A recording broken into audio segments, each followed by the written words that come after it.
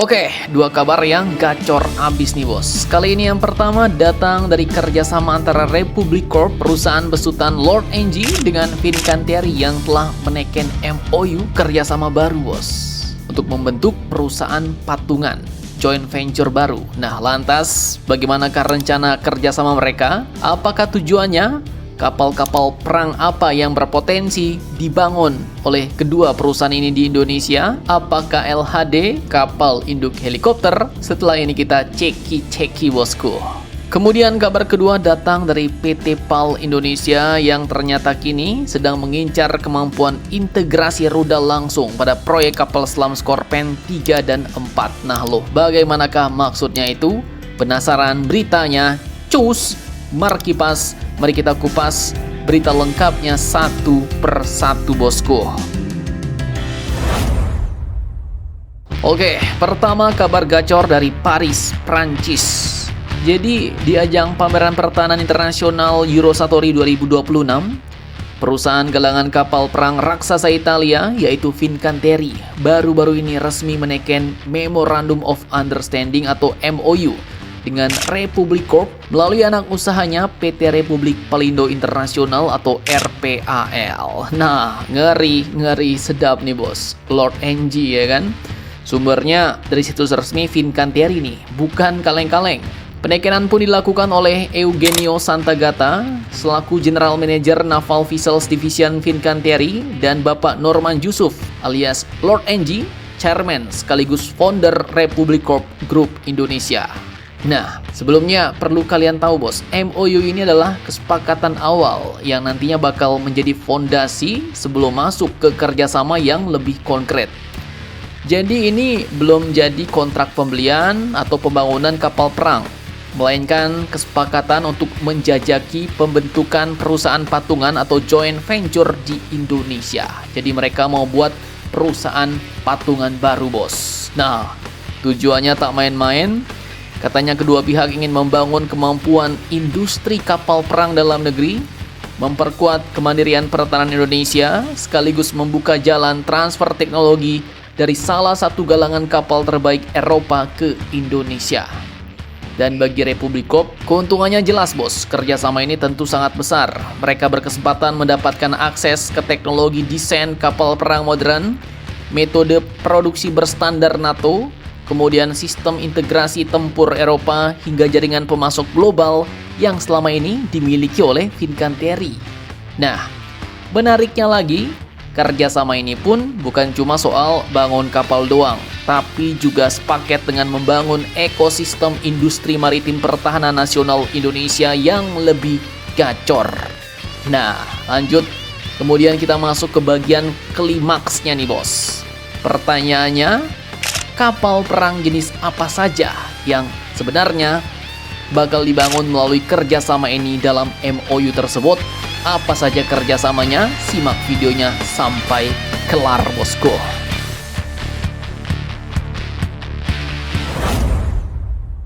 Oke, jadi dalam dokumen MOU tersebut disebutkan beberapa jenis kapal yang berpotensi diproduksi di Indonesia melalui kerjasama Fincantieri Republic Corp bos. Pertama nih, disebutkan adalah kapal amfibi LPD dan LHD, Landing Helicopter Dock. Nah loh, Fincantieri sendiri dikenal sebagai pembangun kapal serbu amfibi besar bos, seperti kelas Trieste, yang mampu membawa pasukan, kendaraan tempur, hingga helikopter dalam jumlah besar.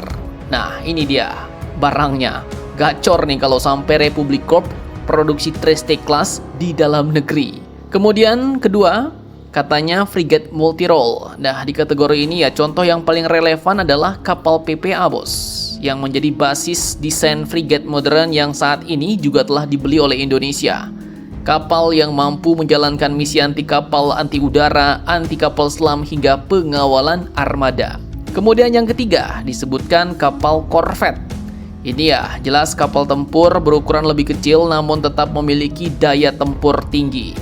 Fincantieri memiliki pengalaman membangun berbagai korvet modern untuk kebutuhan negara-negara sahabatnya bos. Kalau nggak salah mereka juga punya Doha Class korvet. Keempat adalah kapal offshore patrol vessel OPV. Kapal jenis ini digunakan untuk menjaga zona ekonomi eksklusif memberantas pencurian ikan, dan melakukan patroli keamanan laut jarak jauh. Kemudian yang kelima adalah Fast Attack Craft atau kapal serang cepat yang cocok untuk karakteristik perairan kepulauan Indonesia, bos. Dan yang paling menarik juga termasuklah kapal selam katanya. Nah, kapal selam juga masuk dalam ruang lingkup kerjasama yang disebut dalam MOU tersebut. Dan dari Italia jelas adalah kapal selam U212 NFS, Near Future Submarine. Kapal selam Silent Hunter, penjaga selat-selat sempit kalau di Indonesia. Dan yang lebih penting lagi, kerjasama ini pun menekankan transfer teknologi secara bertahap, bos. Fincantieri katanya akan mendukung pelatihan tenaga kerja Indonesia, kemudian kerjasama rekayasa teknik, peningkatan kemampuan desain, integrasi sistem tempur, hingga proses produksi kapal perang modern. Artinya ya, Indonesia nggak cuma membeli produk jadi, tapi kini lagi berusaha mempelajari seluruh proses pembuatannya. Dan jelas, dalam jangka panjang, langkah ini dapat membantu kita membangun industri kapal perang yang lebih gacor, mandiri, dan kompetitif. Karena pada akhirnya ya, negara maritim besar seperti kita ini bukan hanya negara yang punya banyak kapal perang, bos. Tapi jelas adalah negara yang harus mampu merancang, membangun, dan memelihara kapal-kapal perangnya sendiri dengan banyak jenis dan spesifikasi. Dan mungkin saja kerjasama antara Fincantieri dan Republic Corp ini akan menjadi salah satu batu loncatan untuk menuju tujuan besar tersebut. Mantap, mantap, jos.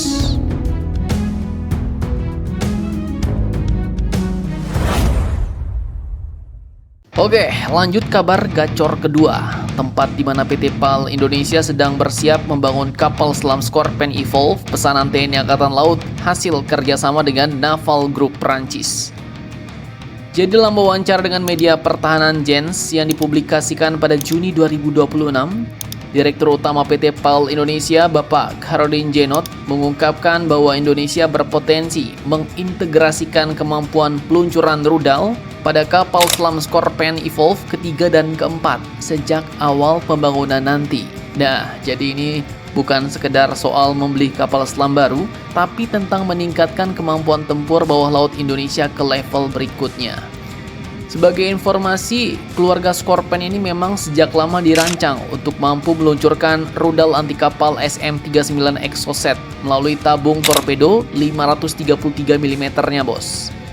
Namun pada berbagai kontrak ekspor sebelumnya, termasuk kontrak 2 unit Scorpion Evolve milik Indonesia yang sudah diumumkan, kemampuan rudal tersebut pun tidak selalu langsung terintegrasi penuh dalam paket dasar.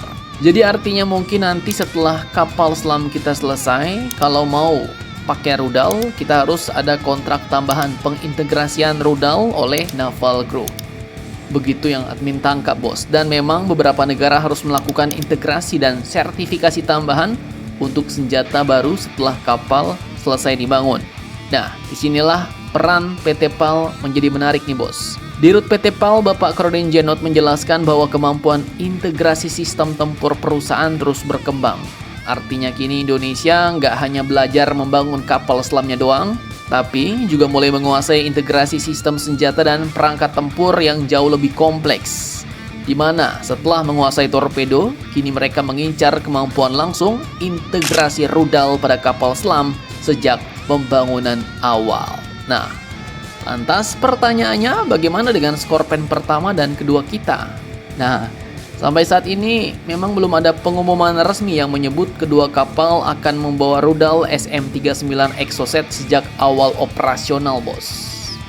Jadi ya kesimpulannya, bisa jadi sudah disiapkan, bisa juga bakal menjadi upgrade di masa depan. Ya, ibarat beli mobil sport, mesinnya memang udah sangar, bos. Tapi paket turbonya belum tentu ikut saat keluar dari dealer, harus beli tambahan khusus. Nah, gitulah ibaratnya. Jadi bagaimana menurut kalian tentang hal ini? Jangan lupa komentar, tetaplah kalian barbar dan jangan santuy terus.